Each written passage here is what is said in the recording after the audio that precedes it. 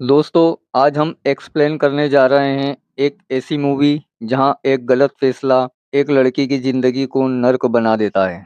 तो बिना वक्त गंवाए शुरू करते हैं। कहानी की शुरुआत होती है मेलरी नाम की एक लड़की से। उसकी शादी सिर्फ एक हफ्ते बाद है, लेकिन अजीब बात यह है कि उसे इस शादी की वजह से खुशी कम और घबराहट ज्यादा है। वो हर वक्त सोच में डूबी रहती है, जैसे उसे खुद नहीं पता कि वो सही कर रही है या नहीं। शादी की तैयारी के लिए वो इस शहर के बाहर निकलती है, पर मेन रोड छोड़कर वो जंगल के एक खूबसूरत से दिखने वाले छोटे रास्ते पर मुड़ जाती है। और यही मोड़ उसका पहला गलत फैसला होता है। कुछ दूरी पर जाते ही उसकी कार बंद हो जाती है। फोन में सिग्नल नहीं, आसपास कोई नहीं, पूरी तरह से सुनसान इलाका। मेलरी बार बार कार स्टार्ट करने की कोशिश करती है, लेकिन कार चालू नहीं होती। तभी वहाँ एक लड़का आता है जिसका नाम होता है क्रिस्टन। वो मेलरी की मदद करता है और मेलरी की कार ठीक भी कर देता है। मेलरी उसे थैंक यू बोलकर आगे बढ़ जाती है, लेकिन थोड़ी दूर जाते ही उसे एक बात खटकती है। उस लड़के ने मेरी मदद की, पर मैंने उसे लिफ्ट तक नहीं दी।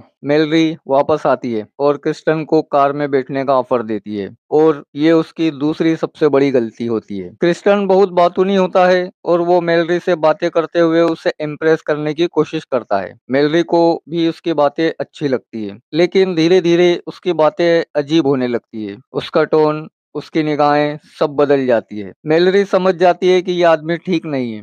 वो गाड़ी रोककर उसे बाहर उतरने को कहती है, लेकिन क्रिस्टन अचानक चाकू निकाल लेता है और मेलरी को धमकाता है, चुपचाप गाड़ी चलाओ वरना मैं तुम्हें चाकू मार दूंगा। मेलरी डर जाती है और गाड़ी चलाने लग जाती है। थोड़ी दूर जाने पर वो नोटिस करती है कि क्रिस्टन ने सीट बेल्ट नहीं लगाई है। उसके दिमाग में एक आइडिया आता है। वो अचानक से तेज स्पीड में गाड़ी मोड़ देती है। कार बुरी तरह क्रैश हो जाती है और पलट जाती है। किस्मत से मेलरी बच जाती है, लेकिन उसका पैर सीट के नीचे बुरी तरह फंसा हुआ होता है। वो बाहर नहीं निकल सकता, और उससे भी बुरा ये कि क्रिस्टन बाहर गिरा हुआ होता है, बिल्कुल ठीक ठाक। मेलरी को क्रिस्टन का चाकू मिल जाता है, जिसे वो उठा लेती है। क्रिस्टन होश में आता है और मेलरी को फंसा हुआ देखकर हंसता है और मेलरी को वहीं मरने के लिए छोड़कर चला जाता है। अब मेलरी मदद के लिए चिल्लाती है, लेकिन वहां कोई नहीं होता। जैसे जैसे रात होती है, ठंड बढ़ती जाती है। मेलरी ठंड से कांपने लगती है। मेलरी कार में पड़े कुछ कपड़े पहनकर खुद को गर्म रखने की कोशिश करती है। वो कार का हीटर भी ऑन कर लेती है, लेकिन अब दूसरी परेशानी सामने आती है। जंगली जानवर उसकी कार के आसपास घूमने लगते हैं। मेलरी डर जाती है और उन्हें दूर भगाने के लिए कार की हेडलाइट्स को ऑन कर देती है।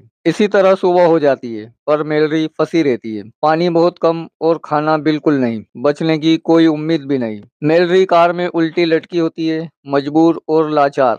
अब क्रिस्टन फिर आता है, लेकिन मदद करने नहीं, बल्कि मेलरी को परेशान करने। वो उसे देखकर मुस्कुराता है। वो उसके सामने बैठकर खाना खाता है और उसके साथ बदतमीजी करता है। वो बताता है कि पास ही में एक घर खाली है, उस घर में रहने वाले लोग बाहर गए हुए हैं। क्रिस्टन देखता है कि मेलरी बहुत कमजोर हो चुकी है और जल्द ही मर जाएगी। क्रिस्टन वहां से चला जाता है। अब तीसरी रात आती है। मेलरी को एक लाइटर मिल जाता है और वो उसकी मदद से आग जलाती है, ताकि इस कड़कड़ाती ठंड से कुछ राहत मिल सके। अब वो सो जाती है, लेकिन थोड़ी देर बाद ही चूहे मेलरी के ऊपर चढ़ जाते हैं, जिससे मेलरी की नींद खुल जाती है और गुस्से में आकर वो एक चूहे को मार देती है। मेलरी 3 दिन से भूखी है, इसलिए वो उस मरे हुए चूहे को खा लेती है। अगली सुबह मेलरी का फोन बजता है, जिससे वो जाग जाती है। अब उसे बचने की उम्मीद होती है। तभी क्रिस्टन वापस आ जाता है। मेलरी क्रिस्टन को देखते ही अपना फोन छुपा लेती है। क्रिस्टन उसे उस फैमिली के बारे में बताता है कि वो फैमिली वापस आ गई थी और उसने उन्हें कैद कर लिया है। वो मेलरी से कहता है कि मैं तुम्हारी हेल्प करने आया हूँ, और वो मेलरी से उसका फोन छीन लेता है। फिर वो मेलरी को एक आरी देता है।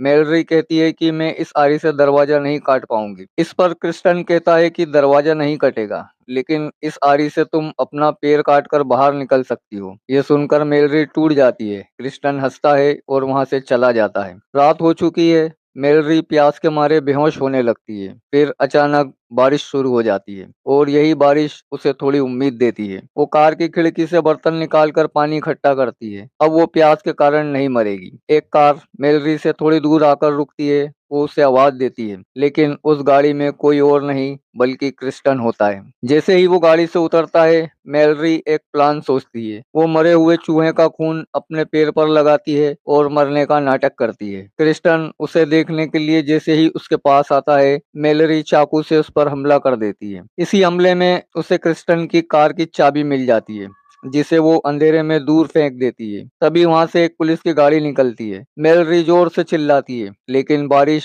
और तूफान की वजह से उसकी आवाज उन तक नहीं पहुंचती। क्रिस्टन पुलिस की गाड़ी तक पहुंचता है और उनसे झूठ कहता है कि तूफान की वजह से वो घायल है और उसे मदद की जरूरत है। पुलिस वाले उसे ले जाते हैं। इधर मैलरी चीखती चिल्लाती है, मगर उसकी आवाज सुनने वाला यहाँ कोई नहीं था। तूफान तेज होता जाता है।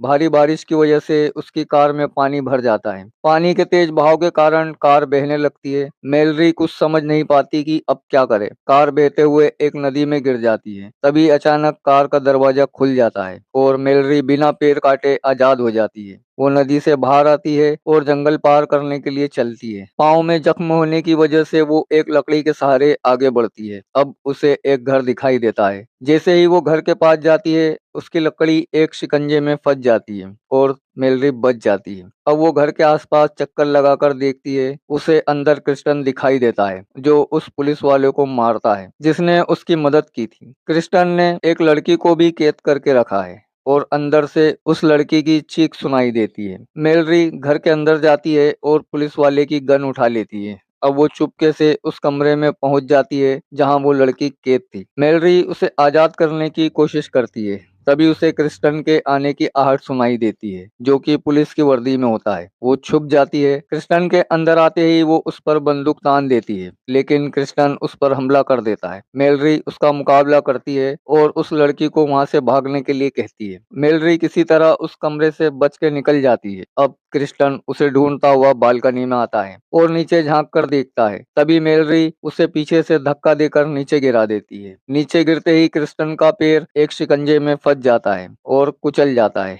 अब मैलरी उस लड़की को लेकर नीचे आती है और क्रिस्टन को उसका चाकू देकर कहती है, मैं तुम्हारी मदद के लिए चाकू दे रही हूँ। तुम चाहो तो इससे अपना पैर काट कर आजाद हो सकते हो। क्रिस्टन दर्द के मारे तड़पता रहता है। मैलरी उस लड़की को लेकर सड़क की तरफ बढ़ जाती है। इस कहानी से हमें ये सीख मिलती है कि अगर आप किसी के साथ बुरा करोगे तो बुराई एक दिन आपके पास वापस लौट के जरूर आएगी। इसी तरह की और भी मूवी एक्सप्लेन करने के लिए आप मेरे चैनल सीने एक्स फॉर यू को सब्सक्राइब जरूर करें। वीडियो पसंद आया हो तो वीडियो को लाइक और अपने दोस्तों में शेयर जरूर करें। अगर आप भी किसी मूवी का हिंदी एक्सप्लेन चाहते हैं तो कमेंट बॉक्स में उस मूवी का नाम लिखें। मैं आपके लिए उस मूवी का हिंदी एक्सप्लेन जरूर करूंगा।